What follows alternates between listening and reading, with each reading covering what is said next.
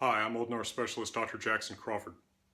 The Roman alphabet was introduced to Scandinavia by the Christian Church 900 to 1100 years ago, and our earliest manuscripts in the Roman alphabet from Scandinavia date to about 1150.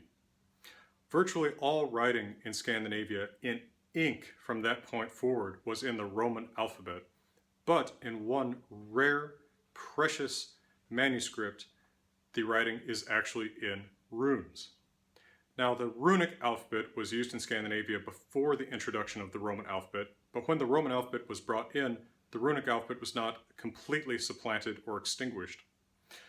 Even though the powerful people of the church and state were writing in the Roman alphabet in ink on parchment or vellum, the common people continued to carve messages in stone or leather or bark using the runic alphabet. And it is very surprising to see a manuscript that uses this alphabet, but we do in fact have one, and it's about 200 pages long. This manuscript goes by the catalog number AM28 Octavo. AM stands for the Árni Magnússon collection, and it is better known as the Codex Runicus, meaning, of course, runic manuscript. The manuscript comes from Skåne, a region that today lies in the southernmost part of Sweden, but during the Middle Ages belonged to the Kingdom of Denmark. The text of the Codex Runicus is for the most part not particularly engrossing. It includes some of the law of Skåne. It includes another section about some church law matters, and then a little bit of some of the legendary history of the early kings of Denmark.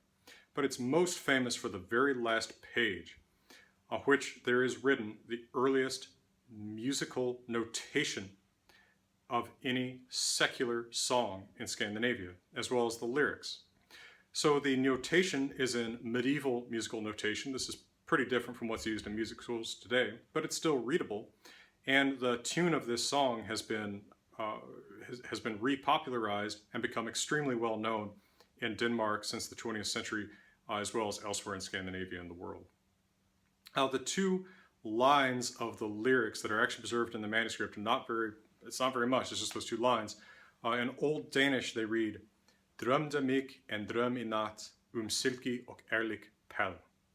This has usually been interpreted to mean, I dreamed a dream last night of silk and fair furs, although there is some disagreement about the meaning of the last two words. In modern Danish, that sounds quite different. For instance, the first line is, Jeg drømte en drøm I nat, or Jeg drømte mig en drøm I nat. Forgive my Danish accent, I'm a Norwegian speaker. And of course, since people want to reinterpret the song and want to use it today, there are other versions of the lyrics out there, as well as expanded versions of the lyrics out there. One of which is by me. So part of the reason I'm making this video is I want to address a video that's going out there that I did not even realize I was being filmed in. 4 years ago, and 3 jobs ago, when I was teaching at UCLA, this really seems like 3 or 4 lifetimes ago to me, I taught a Vikings class, as I did every year, and in winter of 2013, 3 of my students, led by Masha Liepire, who continues to make medieval Scandinavian-inspired music, decided to perform this little piece of music. They read the musical notation, they memorized the lyrics, and then of course they wanted some more lyrics so they could sing a longer song. And I decided that I would write some lyrics because it sounded fun to me. I once had a soul. And I wrote out some lyrics, although I changed the language slightly. I made it Old Norwegian rather than Old Danish because I felt more confident writing that. So the version that I wrote starts with the lines modified to read in Old Norwegian, Drømde mig en drøm I nat silke og ærlig pæl. Almost the same, but modified for Norwegian phonology. The video that's been floating around in 2017, which is from early 2013, of this class session includes the very last part of my introduction to this song, in which I mention that it is from Skåne, which was a part of Denmark at the time, but is now a part of Sweden. The video as it is presented on YouTube cuts off right, or it starts right as I'm saying now part of Sweden, and so of course it gets flamed because people rightly point out that it's actually in Old Danish, even though the land is now part of Sweden. And of course, there's also a certain amount of flaming about the fact that the lyrics are not exactly like they are in the manuscript because, well, they are rewritten to be Old Norwegian and they're expanded by me. So the reason I bring this video up at all is it's getting a lot of play right now. Someone must have linked it who drives a lot of traffic. And of course, there's the flaming because YouTube is a place that's designed mostly for trolls.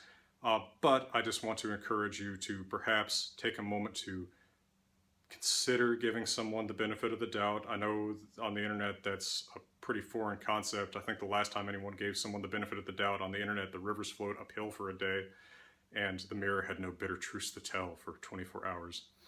But, you know, one might especially give the benefit of the doubt to someone who is paid to teach this stuff. I don't know. Wild and crazy idea. Well, I hope this has been somewhat informative and interesting for you. I also have many other videos on this channel, if you're just checking it out now, about Norse language and myth and related subjects. And I also am a translator of the Norse myths and sagas. I hope you'll check those out if you haven't already. My translations render these in contemporary English and a dynamic style. For now, I'm wishing you all the best.